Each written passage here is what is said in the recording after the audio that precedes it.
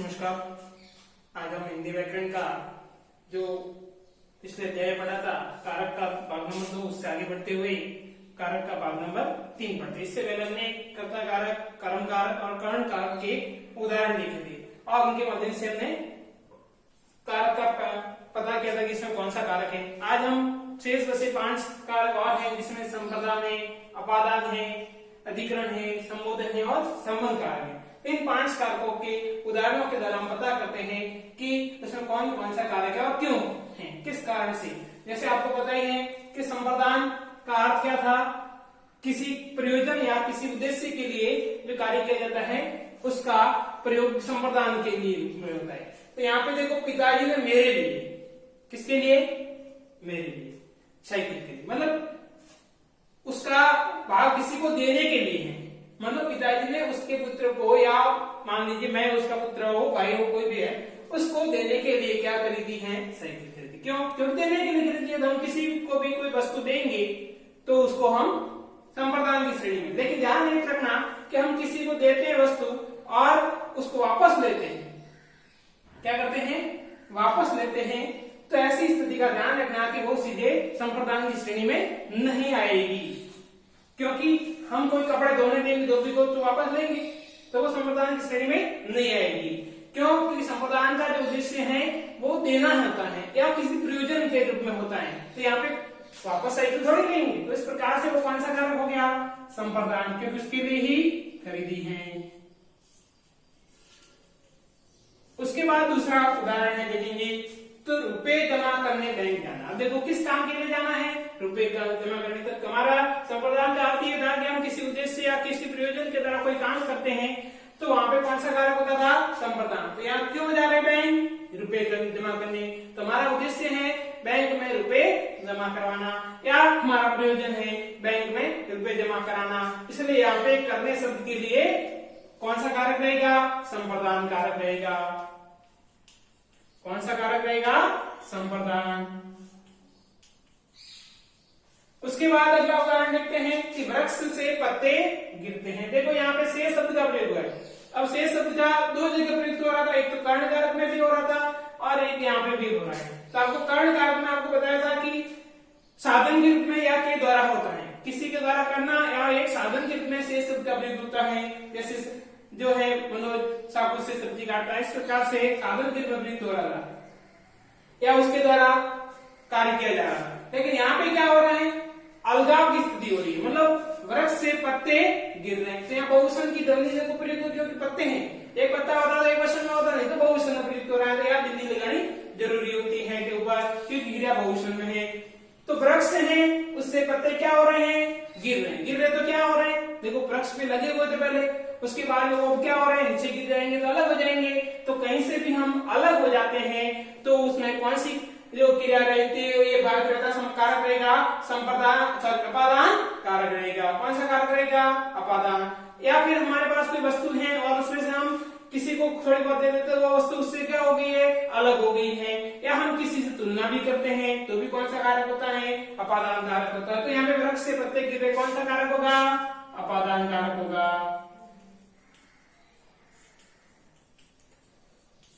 फिर अगला बढ़ते देखते हैं कि फलों में से 4 ला कर दो। अब फल बहुत सारे हैं, इसलिए बहुवचन की स्थिति में है कि बहुत सारे फल हैं, उसमें से इसने क्या कहा है? फलों में से 4 ला कर दो। मतलब बहुत सारे फल पड़े, उसमें से 4 लाओ और दे दो मुझे। तो 4 फल क्या हो जाएंगे? उससे फलों से अलग हो जाएंगे। तो 4 फलों का उन फलों से क्या होना हो रहा है? अलग होना होता है। तो अलग होना होता है तो वहां पे भी कौन सा कारक होगा? अपादान कारक होगा। कौन सा कारक होगा? अपादान कारक होगा। तो इस प्रकार से आपको ध्यान रखना है कि जहां पे भी अलगाव की स्थिति होती है, तुलना की स्थिति होती है, तो वहां पे अपादान कारक होता है। या किसी प्रयोजन या उद्देश्य के रूप में प्रयुक्त होता है तो संप्रदान कारक होता है। साधन के रूप में या के द्वारा किसी कार्य को करने की स्थिति में होता है, दिशा बोध की स्थिति में होता है, तो कर्ण कारक का प्रयोग भी होता है। उसके बाद कर्म कारक, जहां किसी काम के अंदर सकर्मक क्रिया का भाग प्रकट होना होता है तो वहां कर्म कारक होता है। लेकिन कर्ता कारक के अंदर ने का प्रयोग कब होता है? जब क्रिया भूतकाल की होगी और कौन सी स्थिति में होगी? संप्रदान सकर्मक में नहीं होगी तब। तो इस प्रकार से मेरे एक बहन है। अब देखो अगला उदाहरण क्या करा? मेरे एक बहन है। किसकी बहन है?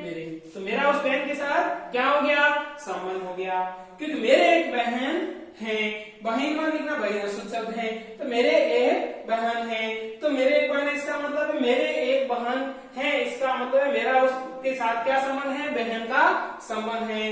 तो रे शब्द का प्रयोग है, जैसे आपको पता था इसका विभक्ति क्या था, का, के, की, रा, रे, री, ना, ने, तो यहाँ पे रे शब्द का प्रयोग हुआ है। तो मेरे एक बहन है, इसका मतलब यहाँ पे कौन सा कारक होगा, संबंध कारक होगा। कौन सा कारक होगा, संबंध, क्योंकि मेरा उसके साथ क्या है, बहन का संबंध है। फिर आगे बढ़ते हैं, उसका घर 2 मंजिला है। किसका, उसका, मतलब कोई न कोई व्यक्ति है, उसका घर, तो उस घर के साथ उसका संबंध है क्योंकि उसका घर है। तो उस व्यक्ति का उस घर के साथ संबंध दर्शा रहा है क्योंकि का शब्द का प्रयुक्त हुआ है। तो उस घर का उस व्यक्ति के साथ संबंध होना बता रहा है, तो यहाँ पे कौन सा कारक हो जाएगा, संबंध कारक हो जाएगा। उसके बाद अगला उदाहरण देखते हैं, तो उसमें क्या है, घर में 4 आदमी हैं। अब देखो हमारा जो अगला कारक था अधिकरण का, जिसके जो विभक्ति संबंध थे मैं और पर, तो देखो घर के अंदर है, मतलब घर में मैं शब्द का प्रयोग हुआ है, तो घर में 4 आदमी हैं, तो यहाँ पे कौन सा कारक होगा, अधिकरण कारक होगा। कौन सा कारक होगा, या फिर मान लीजिए शब्द पर है, घर के अंदर है, घर में है, टेबल पर है, ऐसी स्थिति में जो उदाहरण होंगे उसमें कौन सा कारण होगा, कारक होगा, अधिकरण कारक होगा। अब देखो अगला उदाहरण क्या कर रहे हैं, भूषण और विकास में बड़ा प्रेम है, मतलब भूषण और विकास दो जने दोस्त हो सकते हैं, उनमें क्या है, बड़ा प्रेम है, मतलब उन दोनों के अंदर है ना, आपस में है। तो इसका मतलब है मैं शब्द का प्रयोग होने के कारण उसमें भी कौन सा कारक होगा, अधिकरण कारक होगा, क्योंकि वो दिखता तो नहीं उनके अंदर है। तो इस स्थिति में वहां पे भी कौन सा कारक होगा, अधिकरण कारक होगा। फिर आगे क्या करना है, अगला कारक था हमारा संबोधन कारक। तो उसके उदाहरण देखेंगे, हे प्रभु कृपा करो, हे प्रभु कृपा करो। जब हम कभी भी दुख में होते तो हम भगवान को याद करते हैं और कहते हैं हे प्रभु अब तो हमारी रक्षा करो, अब तो हमारे साथ दो, इस प्रकार हमारी कृपा करो, इस प्रकार हमारे ऊपर अब कृपा दयालुता अपने ऊपर प्रकट करो। तो हम उसको क्या कर रहे हैं, पुकार रहे हैं, संबोधन कर रहे हैं ईश्वर को, इसलिए हे प्रभु के रूप में प्रयुक्त हुआ है यह शब्द, इसमें विस्मयादिबोधक चिन्ह का प्रयोग हुआ है। तो हम भगवान को याद कर रहे हैं, पुकार रहे हैं, इस कारण से यहाँ पे कौन सा कारक होगा, संबोधन कारक होगा। कौन सा कारक होगा, संबोधन कारक होगा।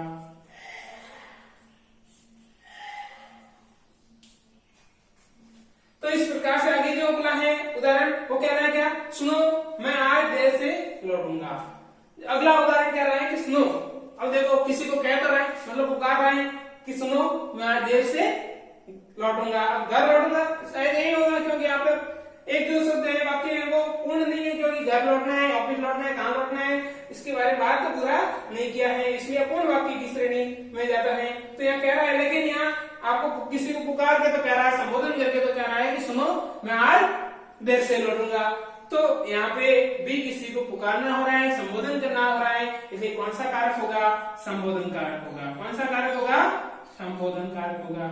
तो इस प्रकार से हमने कारक के 8 भेद थे, उनके प्रत्येक के उदाहरण को हमने समझा है। कारक किसे कहते थे, संज्ञा या सर्वनाम का क्रिया के साथ संबंध को दर्शाना, और उसके 8 भेद थे। कर्ता कारक, जिसका कार्य क्रिया को करने वाला, कर्म कर्म को भोगने वाला, कर्म कारक कर्म किसी साधन या के द्वारा प्रयुक्त होता था। उसके बाद संप्रदान किसी उद्देश्य या प्रयोजन के लिए प्रयुक्त होता था।